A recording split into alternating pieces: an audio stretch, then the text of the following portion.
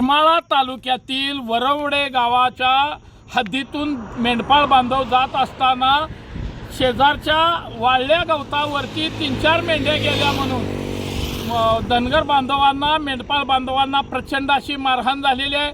महिलांना मारहाण झाली आहे. आपल्या एका अल्पवयीन मुलीला उचलून नेण्याचा प्रयत्न झाला आहे. तिचे कपडे फाडलेत, तिला केळीत घेऊन जाऊया अशा प्रकारची असभ्य भाषा वापरली आहे. पोलिसांनी गुन्हा दाखल केलेला आहे आणि या आरोपींच्या तात्काळ मुसक्या आवळाव्यात, यांना कठोरात कठोर शिक्षा व्हावी ही आमची मागणी आहे. अन्यथा तीव्र स्वरूपाचं आंदोलन आम्ही उभा करू.